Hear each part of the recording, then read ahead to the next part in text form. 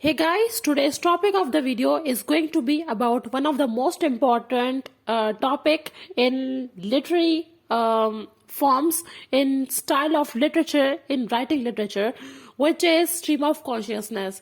In this video, we will be covering the introduction, the definition, the examples of stream of consciousness in literature, a short brief history of stream of consciousness in literature, and its characteristics, and there should be a comparison between interior monologue and stream of consciousness. So without any ado, let's dive into the topic. Stream of consciousness is a style or technique of narration.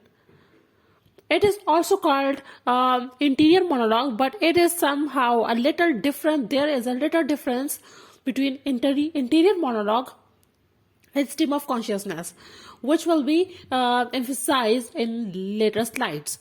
So this phrase stream of consciousness was a phrase used by William James in his book, an American writer William James in his book Principles of Psychology. Virginia Woolf, William Faulkner, James Joyce are the best writers of this technique.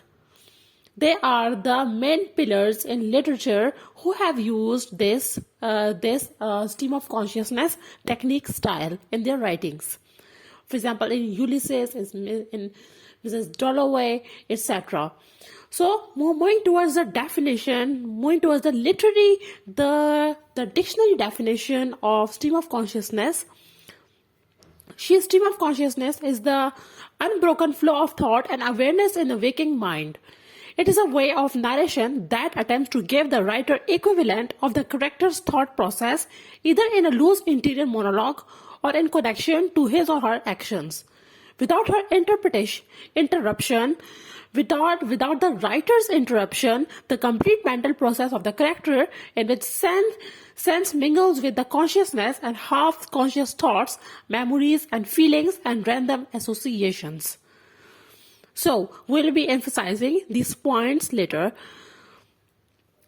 but moving towards the examples in literature regarding stream of consciousness. James Joyce, Ulysses, and the portrait of the artist as a young man are the best examples of this technique. The later novel, the portrait of the artist as a young man, is uploaded on the YouTube channel. You can find the link in the description below. Samuel Beckett's Molly is also rewritten in stream of consciousness.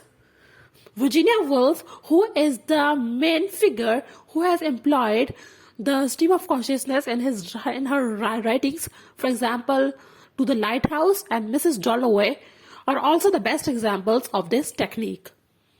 Moving towards the short history of stream of consciousness, in 1918, May Sinclair first applied the term stream of consciousness in the literary context while discussing Dorothy Richardson's novel.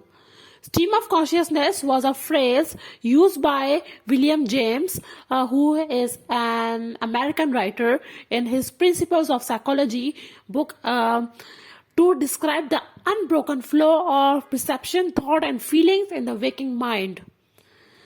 After that, it became a new narrative style in modern literature in 19th century. Stream of consciousness is the name applied in 20th century, in modern literature.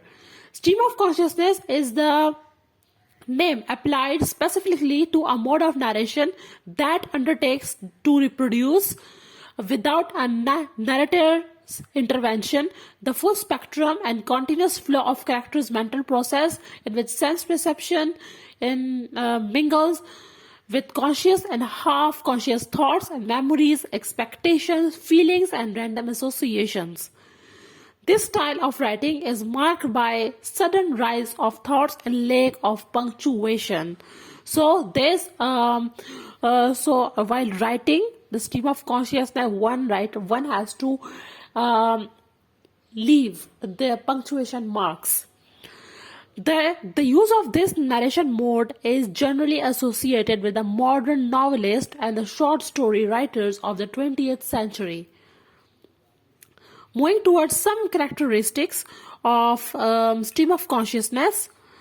So, stream of consciousness is known to record the multiple thoughts that keep occurring in mind of the individual at the same time. In this technique, the speaker's thoughts are often depicted as overheard in mind, so the reader can read the thoughts, what is going on in the character's mind. It is not aside, it is not soliloquy, it is not something else, but it is stream of consciousness. The authors of this technique follow visual, auditory, and tactile associative impressions and express them through characters. These thoughts and impressions are used in illegal order and violate the grammatical norms. So, just as happen in real life, stream of consciousness narrates often lack associative leaps and are characterized by an absence of regular punctuation. It is really hard to read and understand the plot. It doesn't make some sense.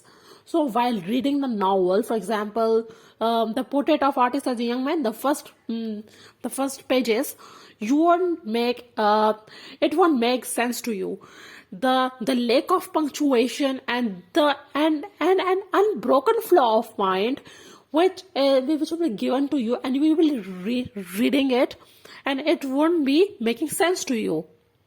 But it is important to reflect the character's mind. The thoughts are incoherent, and there is freedom in free association of ideas, images, and words at pre-speech level. So, comparing interior monologue with stream of consciousness, yes, there should be some difference between both of them. So what is stream of consciousness? Is characters' thoughts are incoherent because of chaos and distractions in thoughts. Interior monologue. What is interior monologue? Characters' thoughts are fully structured and coherent, just like he or she is talking to him or herself. Stream of consciousness expresses narrator's thoughts, but interior monologue expresses characters' thoughts directly. So, thanks for watching. I hope you will like or dislike the video. Also comment in the comment box for further inquiry, and also subscribe to the channel, and also follow me on Instagram so that you can get all the literary updates from there. Thank you.